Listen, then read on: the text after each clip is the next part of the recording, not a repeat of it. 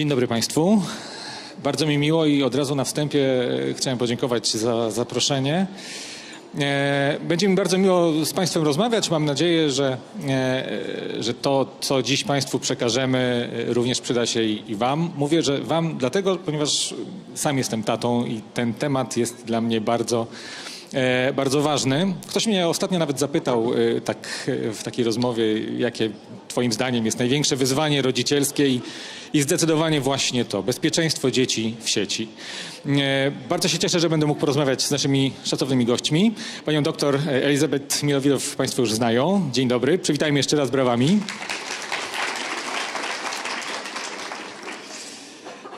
Drugim rozmówcą będzie pan Karl Hopwood, niezależny ekspert w dziedzinie bezpieczeństwa w internecie właśnie, członek Brytyjskiej Rady do Spraw Bezpieczeństwa w Internecie.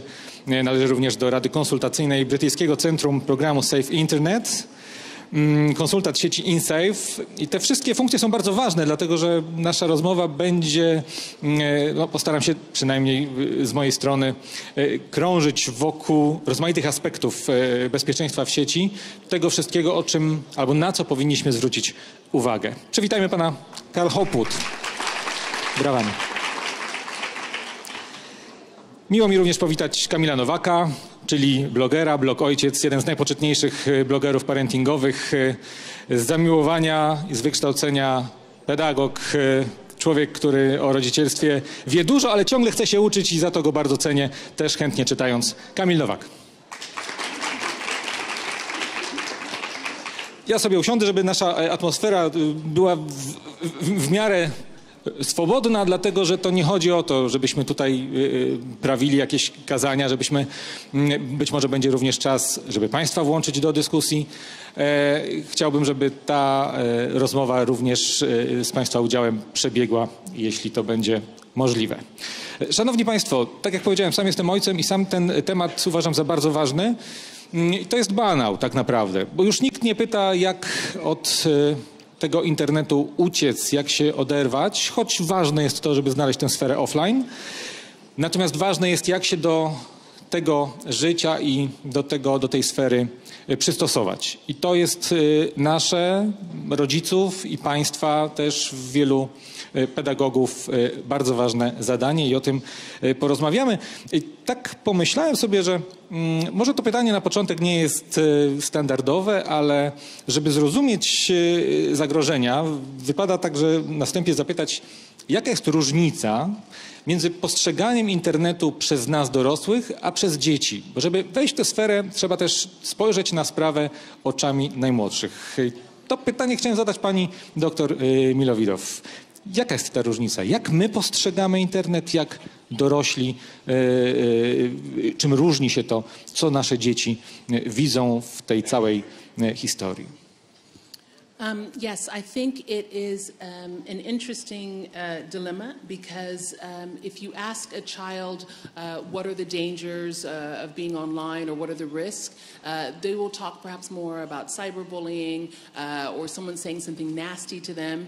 But if you ask a parent, they will immediately think stranger danger. And it's not necessarily where, as Carl can tell you, where the safer internet centers, where the helplines are getting the most calls. They're not always about stranger danger. In fact, I think that's one of the lowest percentages.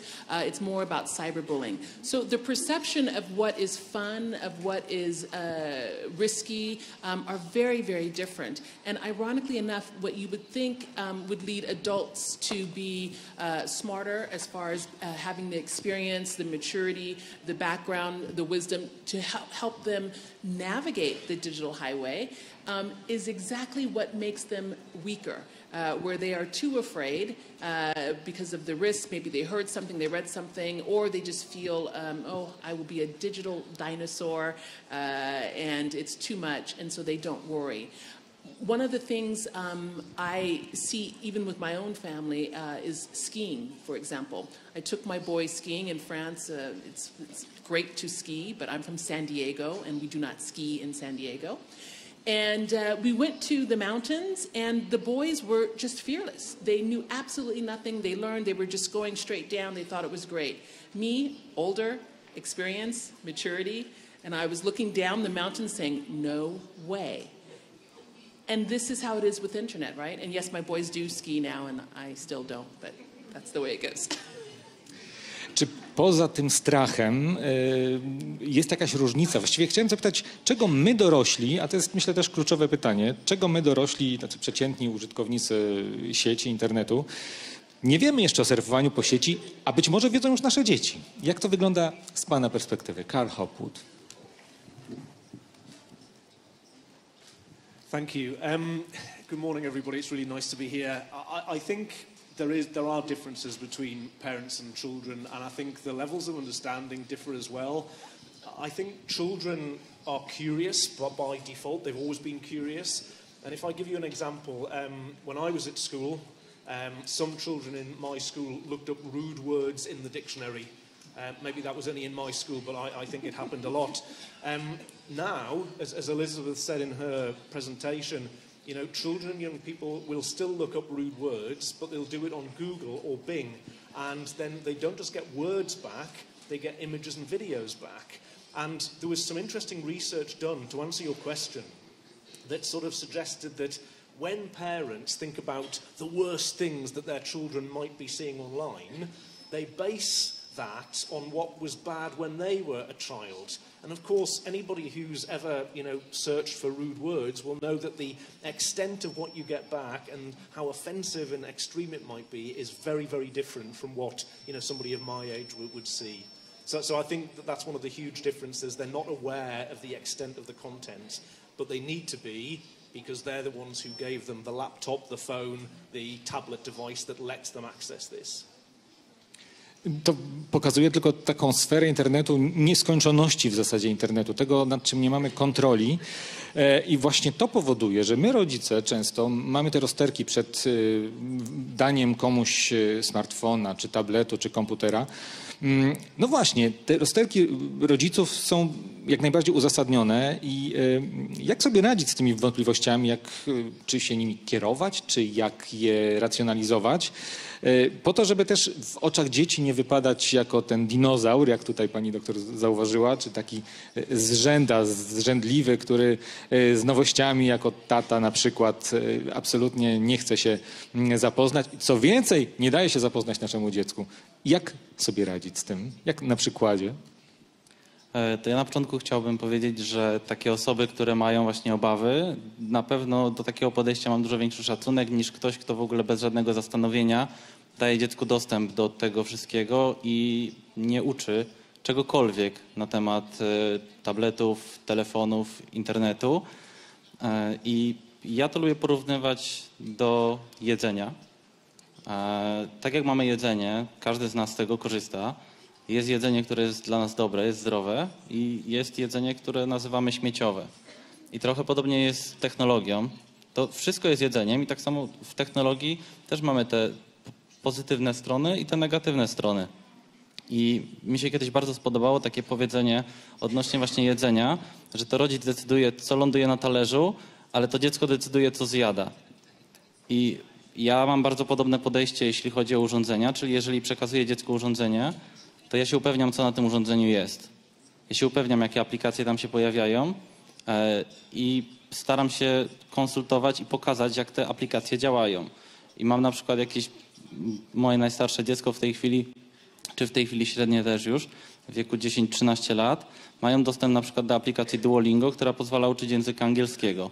Ale na przykład na telefonach, z których moje dzieci korzystają, nie ma na przykład YouTube'a, tego normalnego. Jest teraz YouTube Kids, co jest świetną aplikacją, ale nawet wcześniej nie było YouTube'a, bo jest to aplikacja, gdzie bardzo łatwo można trafić, oglądając bajki, dzieci są w stanie trafić na parodię tych bajek, które używają bardzo niebezpiecznych, znaczy wulgaryzmów po prostu.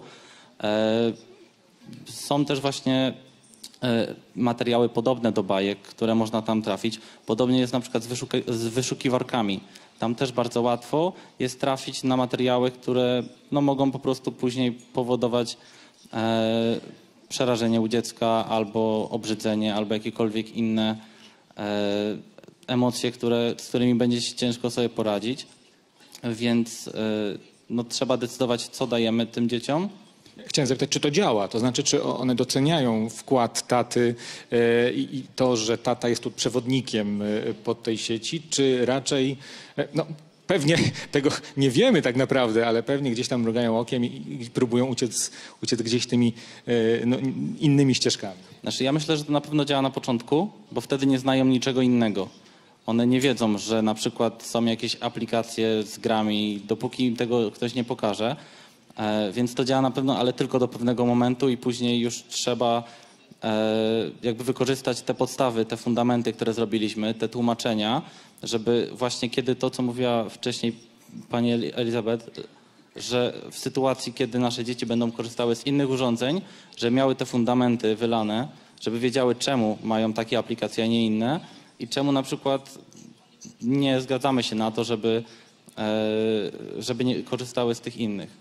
Ja tu mógłbym zapytać, bo państwo pracują z dziećmi i z rodzicami również, co kieruje dziećmi, że jednak schodzą na tą złą ścieżkę. To jest to, że rówieśnik, że ktoś obok tam gdzieś zajrzał podpowiedzi. To jest jak w życiu. W zasadzie te wszystkie reguły możemy przenieść na nasze relacje offline'owe, prawda? Because internet is exciting. It's just that simple. They're going to bypass the rules. It's the forbidden fruit sometimes. I have seen stories in the United States about engineers who worked at tech companies who had no rules whatsoever. They let their children go and do whatever they wanted. And contrary to what you might think, those children didn't really care. After a while, you know, of course, they did everything that they could in the beginning, and then they stopped. I myself had a similar experience a couple of summers ago when Pokemon Go first came out. And I was in Spain on a trip with my boys, and I didn't time the vacation the right way, which meant that there were no other children around. So it was me and my boys on vacation. That's not vacation, right? Pokemon Go had come out, and so I said, well, let's play. And so we played Pokemon Go together forever, all day. They hate Pokemon Go now. They don't care. So it's true that it's very enticing to a certain extent, and I don't do that for other things. So no, Fortnite, no. Minecraft, no, it's not going to happen. I know what will go wrong with that scenario.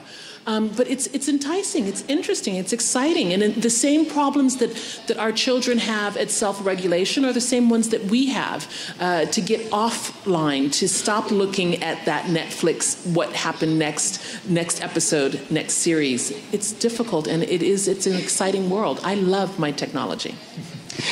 No właśnie, bo chciałbym jeszcze zapytać, czy to nie jest czasami też strach rodziców albo takie zniechęcenie lub no po prostu bagatelizacja całego problemu, że dobrze, już zobacz sobie, obejrzyj sobie i tak dalej, że to my nie chcemy w to wejść, bo to jest jednak dla nas no, pewna praca do wykonania. Usiąść z dzieckiem, poświęcić czas, zobaczyć to. Tych treści jest tyle. Internet jest ekscytujący, jest właściwie nieskończony, można już powiedzieć, tak, że to wymaga od nas ogromnej pracy i trochę machamy na to ręką. Yeah, I hear that parents are very busy. I think they don't always have time to be able to sort of be there and be alongside their children. But I do think that, to come back to something that was said earlier, I think children do want some guidance and some boundaries, and actually parents give them those boundaries in every other aspect of their lives. It's just when it comes to the online stuff that they find it a little bit difficult. And I think one of the other challenges, I think, comes to parents because of the media. So when they think about online harms, they see the headlines in the newspaper, and they are the worst possible things that can happen to children. And I think we have to kind of talk about probability versus possibility. You know, there's always a chance that something really awful can happen, but thankfully for most of our children, it won't happen. And so in answer to your question, you know, why don't they engage? I think part of the time they think, oh, that wouldn't happen to my children, that happens to other people who aren't like me, and so they don't feel that it's top of their priority list perhaps. To jest też właściwie dla nas cenna lekcja i cenna wskazówka, że w tej sferze absolutnie odpuszczać nie można i mimo, że być może brzmi to jak banał, mam takie poczucie i właściwie misję, żeby powtarzać to rodzicom za każdym razem. No, ale też musimy mieć świadomość tego, że wiek inicjacji cyfrowej się obniża i co roku mamy nowe badania właściwie, które pokazują, niektórych przerażają wręcz, jak małe dzieci sięgają już po urządzenia cyfrowe. I pytanie do pani Elizabeth, właściwie w jaki sposób towarzyszyć dziecku podczas tych początków, tych pierwszych kroków, kiedy jeszcze nawet ledwo czytają, a już gdzieś tam w sieci coś tam działają. Yes, I think it's something that parents can do. They really can accompany their children. It's just a matter of being present, of asking simple questions, of communicating. It's true that children are going online at a younger age, and there's some confusion. If you remember a few years ago in the United States, they were saying no screen time at all before 2. And then they were saying between 2 and 16, I believe, just 2 hours a day, right. And then things changed, and now there's a bit more flexibility.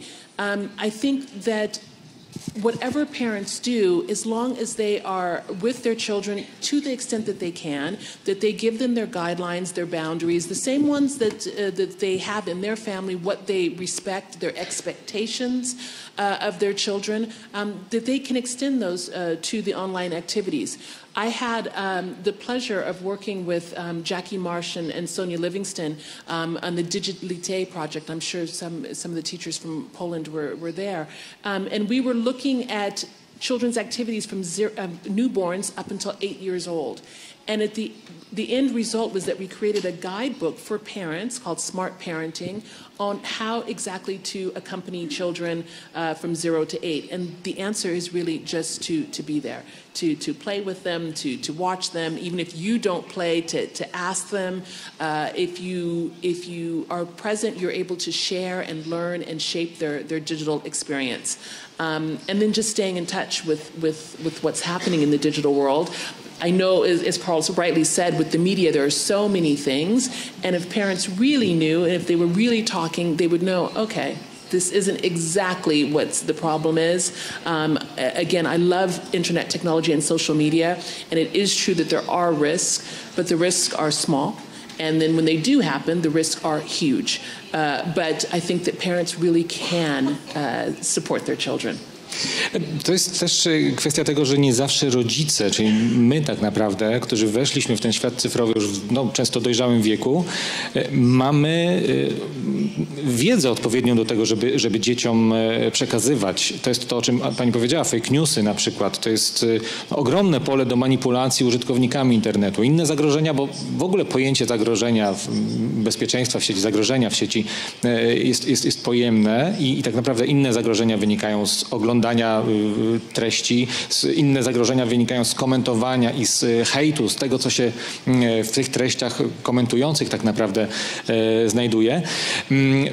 Jak rodzice mogą współpracować z nauczycielami? Bo to, myślę, jest jeszcze taka ważna sfera tego, żeby tę naszą wiedzę, już ludzi dorosłych, uzupełniać. Jak ta współpraca wygląda? Czy to nie jest czasami tak, że trochę się przerzucamy tą odpowiedzialnością?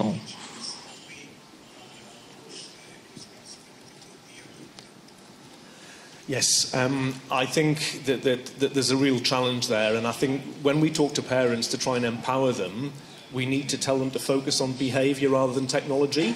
So parents understand behaviour, they know what's right and wrong and appropriate and inappropriate. They may not necessarily understand how TikTok works, but we can show them a website where they can find that out. And I think if their conversation with children is about what they're doing on these platforms or the content that they're consuming, they can have that conversation. But I think one crucial bit is that parents mustn't overreact. So when a child comes to their parent and says, look, I've seen this and it scared me, as you said about the parody videos and so on, the parent has to take a deep breath, count to 10, but not overreact, because if they overreact, the child will not come back and talk to them, in subsequent times. And I think in terms of that link with school, I think there does need to be a partnership there. I think, you know, some parents, that they don't know what they should be doing, that their children are saying, everybody else in my class at school, they're all allowed to take their phone to bed with them. Well, you know, research reckons 62%, so it's quite a lot, of 12 to 15-year-olds take a phone to bed with them. But actually, if they can talk to the school and kind of come up with some sort of common guidelines which could be shared, and some parents won't accept them, some parents will do their own thing, but some parents want that support, and I think schools can provide that, so the partnership's crucial. Can I add? Oh, just very quickly. During the break, someone came up to speak to me. I believe she was the director of a school in Poland, and she was saying how much they do with internet safety meetings, and just saying, you know, it seems like so much of the burden is on the schools now and not on the parents. And I answered truthfully, my opinion is that parents do have this responsibility to get informed, and that the schools can provide some guidance with, for example, the parent-teacher associations, and in fact she crafted this idea based on our discussion, was that at the beginning of the year to sit down with the other parents and to really decide what will be the rules for the upcoming year about internet, social media, and technology use in that school, in that classroom for those children. This could at least reduce some of the stress that the parents and the other kids have to deal with when they feel like everyone else has it and everyone else does it. This way the school is involved initially, and then it's up to the parents to pick it up, and for the parents as a community to keep working and to keep supporting the schools. No, to jest dobra uwaga, bo teraz jest czas wywiadówek, początek roku szkolnego, nauczyciele rozmawiają z rodzicami i myślę, że to są ważne kwestie, które do tej pory gdzieś były pomijane w gąszczu organizacyjnych spraw, a myślę, że warto je podejmować w takich rozmowach. Zresztą rodzice potem też chętnie dzielą się swoimi uwagami, są grupy na Facebooku na przykład rodziców i też warto to wykorzystać w takiej komunikacji. To wypada zapytać Kamil Nowak, jak to wygląda, jeśli chodzi o pana współpracę z nauczycielami, jak to wygląda w polskiej szkole? Czy to wszystko jest na barkach rodziców? To znaczy akurat ja tutaj muszę pochwalić bardzo naszą szkołę, bo właśnie na przykład takie spotkanie mieliśmy z panem, który informował o tym, czym są streamy, jakie treści się pojawiają w grach, bo rodzice widzą, że tam jest 18+ na tym pudełku, ale i tak 8-latek gra, więc rodzice sobie nie zdają sprawy, że na przykład w grach, które są 18+, są treści, które dla wielu dorosłych są niepokojące. I ja jakby akurat jestem w tym temacie, siedzę w nim na bieżąco.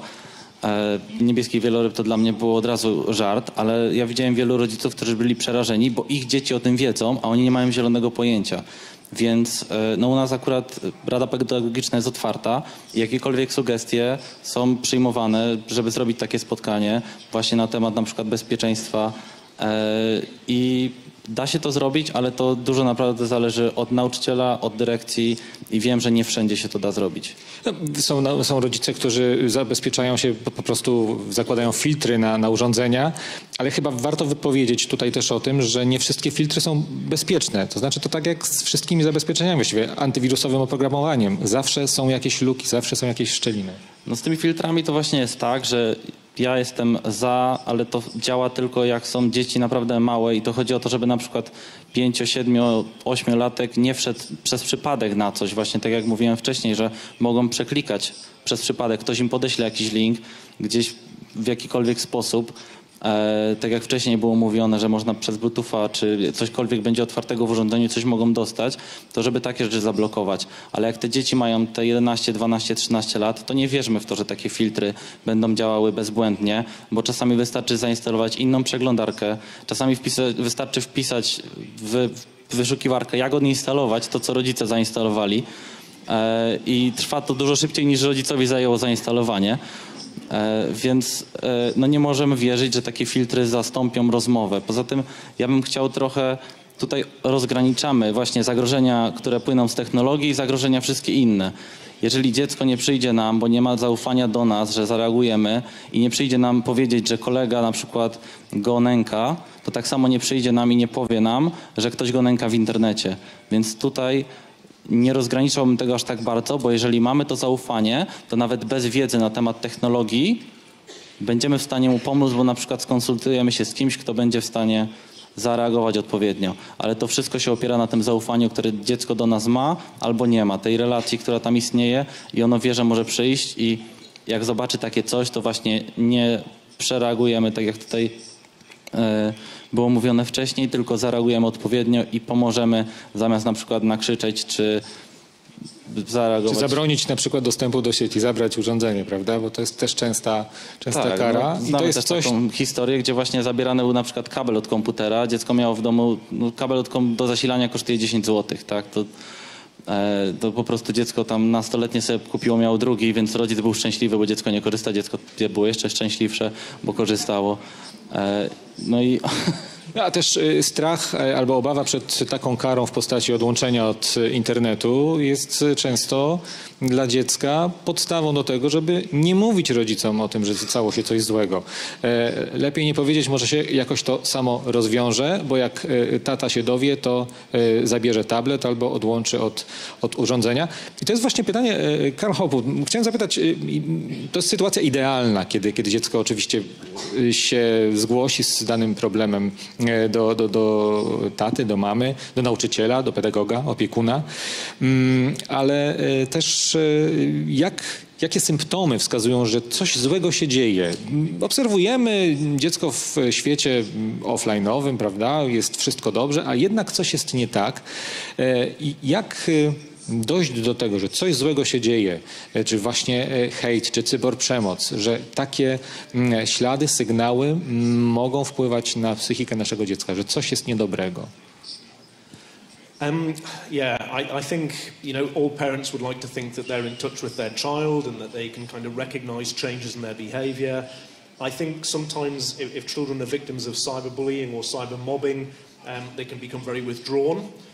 Sometimes, bizarrely, instead of always being welded to their device, that they don't want to be using their device, that they can perhaps be a little bit nervous and jumpy and anxious when they're using it.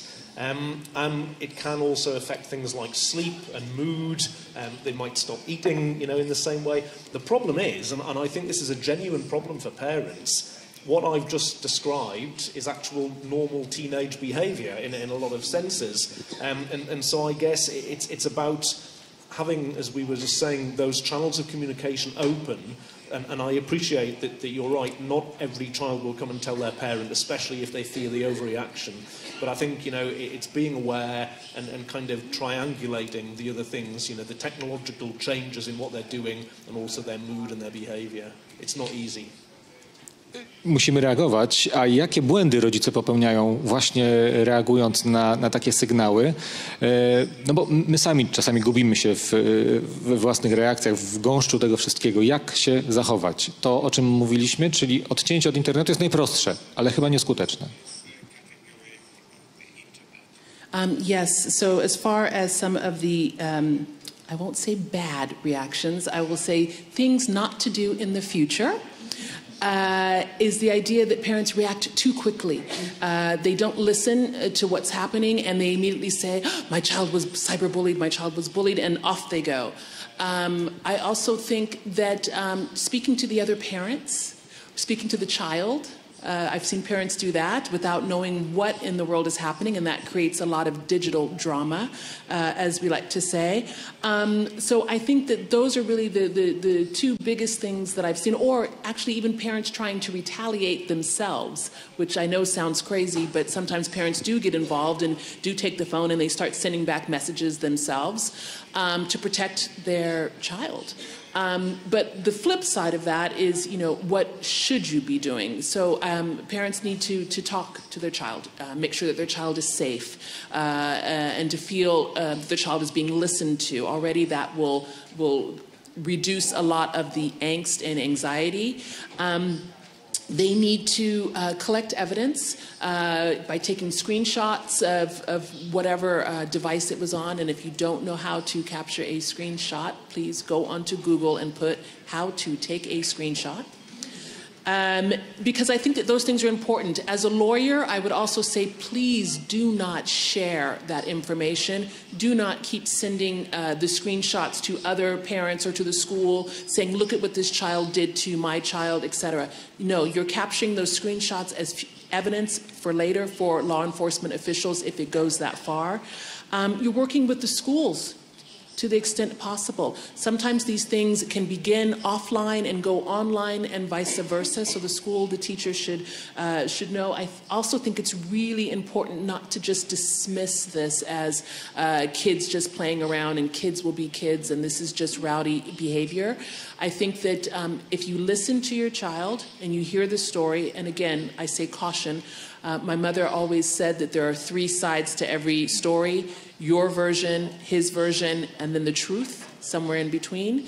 I think that when you listen to the story, you'll know if your child needs any additional counseling or if you do need to go speak to law enforcement officials. But I do agree, again, with Carl about don't panic, parent, just to be calm and to listen to the story.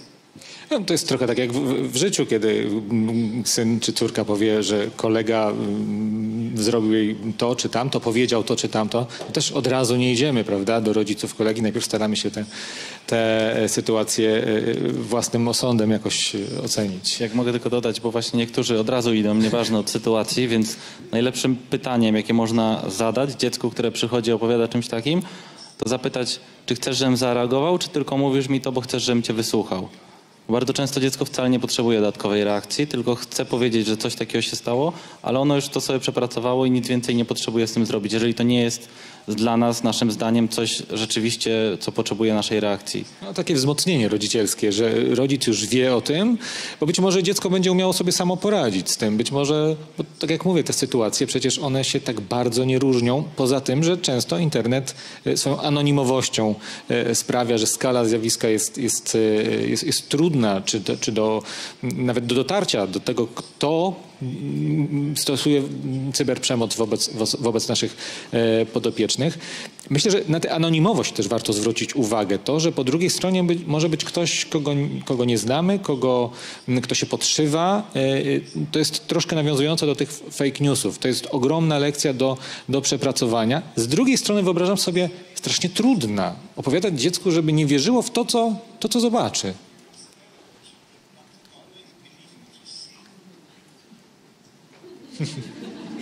No właśnie, bo to jest najlepsza reakcja. I don't know who that went to. Yeah.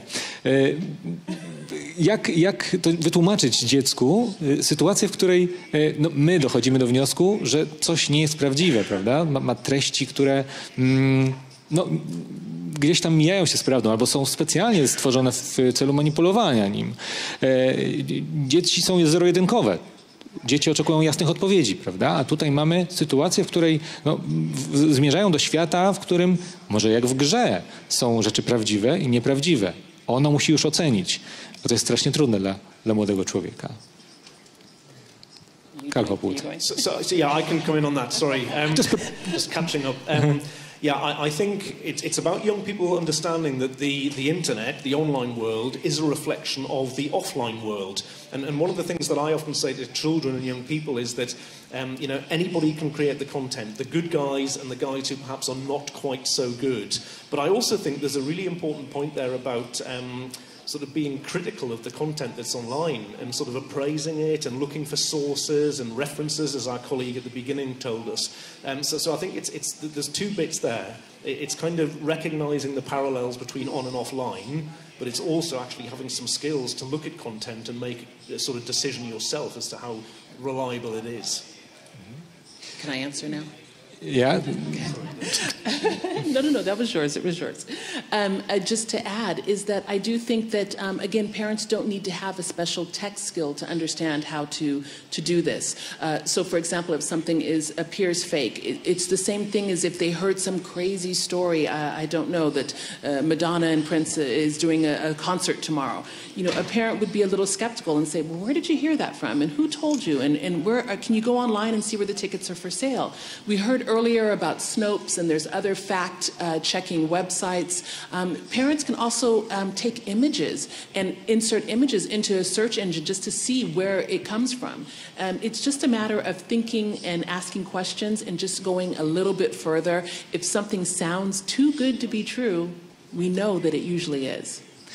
Kamil Nowak, czy przepracował pan te lekcje z dziećmi? Czy to jest tak, że przecież jest mnóstwo filmów na YouTubie, gdzie są już młodzi no powiedzmy sobie nawet influencerzy, czy to, żeby zadało sobie dziecko pytanie, a czy to tak naprawdę jest?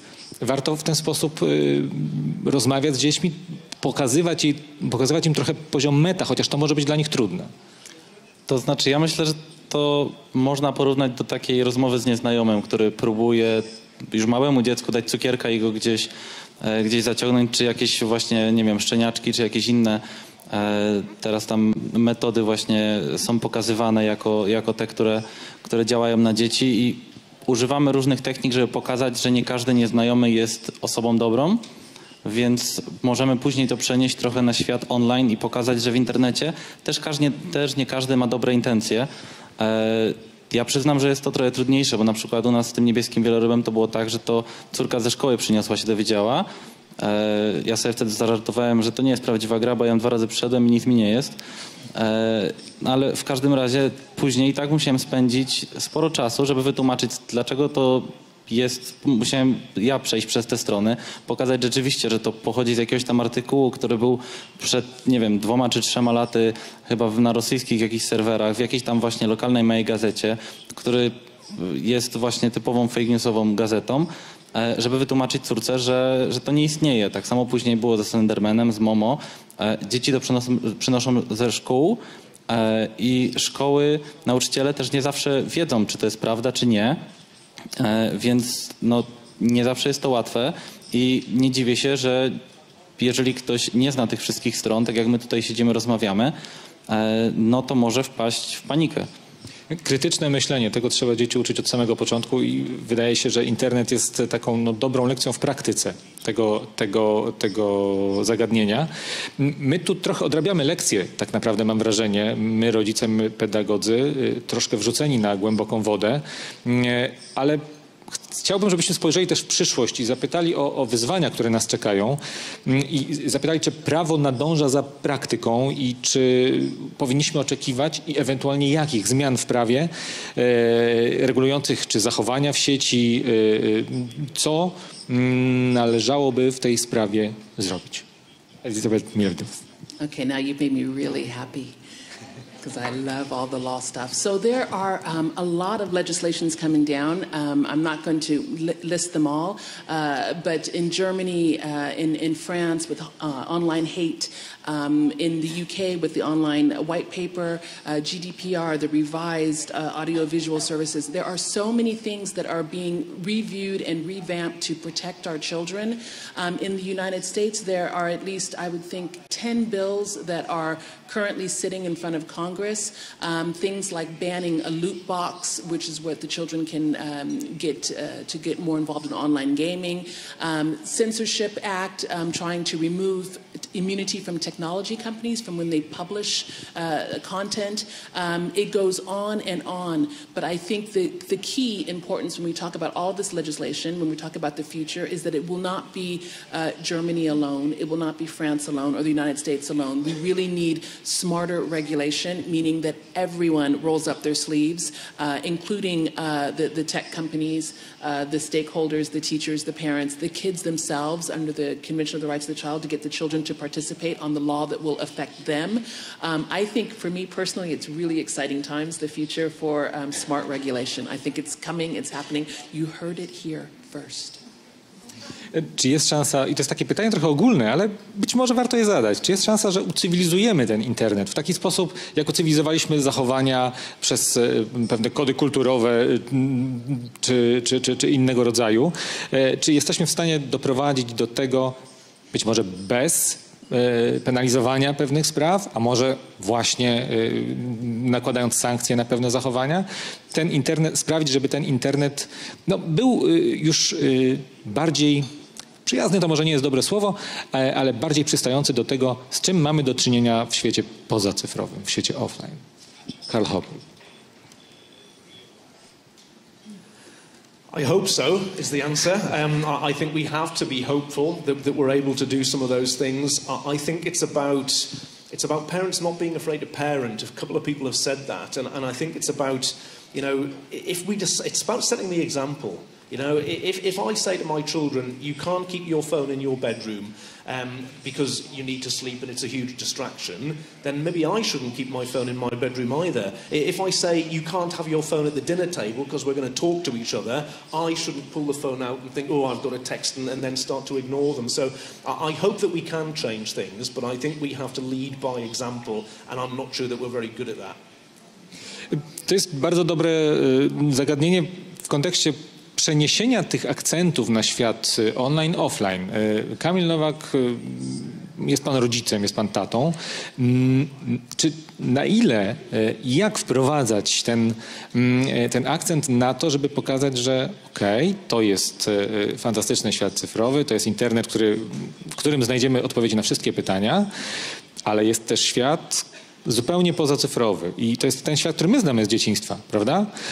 I czasami dzieci odkrywają rzeczy proste, dla nas oczywiste, właśnie dlatego, że my im to pokazujemy. Po to, żeby ich odciągnąć, a tak naprawdę myślę, że te proporcje, one będą teraz już nieco inne. To nie będzie tak, że tablet dostaniemy na chwilę, ale jak sobie z tym poradzić? Jak to poukładać w takim harmonogramie czy dnia, czy nawet jakiegoś dłuższego czasu?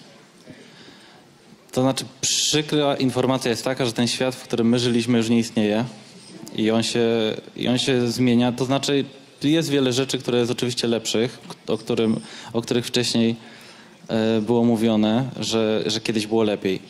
Ale jednak na przykład jest taka książka, którą ja uwielbiam, Ostatnie dziecko lasu, i ona pokazuje, że to, że odchodzimy całkiem od natury, idziemy w stronę elektroniki, odłączamy się od natury i widzimy, co to czyni naszej planecie.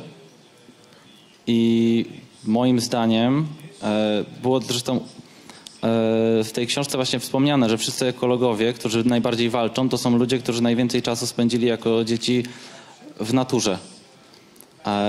I to nie było tak, że oni tylko obserwowali przez szybę tą naturę, to nie było tak, że chodzili tylko do muzeów, tylko wspinali się po drzewach.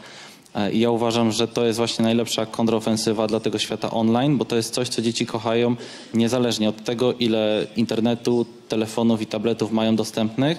Jeżeli dziecko ma dostęp do jakiejś rzeki, patyków, kamieni, drzew, łąki, to ono naprawdę nie potrzebuje wtedy już żadnego dodatkowej atrakcji w postaci jakiegoś urządzenia elektrycznego w ręce. To właściwie zabrzmiało jak puenta tej naszej dyskusji dzisiaj i tylko pokazuje, jak trudnym wyzwaniem jest dziś bycie rodzicem. Ja od siebie tylko na koniec dodam, że kilka dni temu wszedłem do szkoły mojego syna i tak się rozejrzałem po korytarzu. Było przed godziną 8.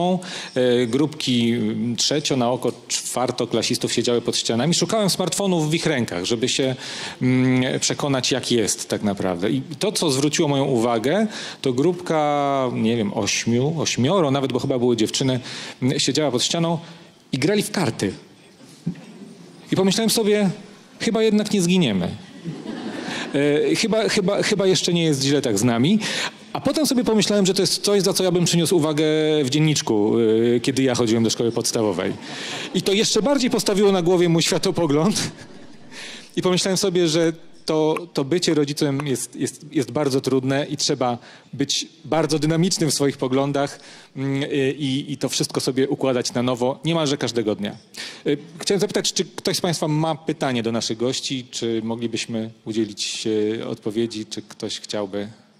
Bo tutaj pan Szymon się oferował z mikrofonem. Tak, z tym, że oferowałem, natomiast... Przekroczyliśmy czas, że tak? Nie mamy czasu w tym momencie. Kawa stygnie. Bardzo myślę, dziękujemy naszym wszystkim panelistom. Poprosimy o brawa. Ja również bardzo dziękuję.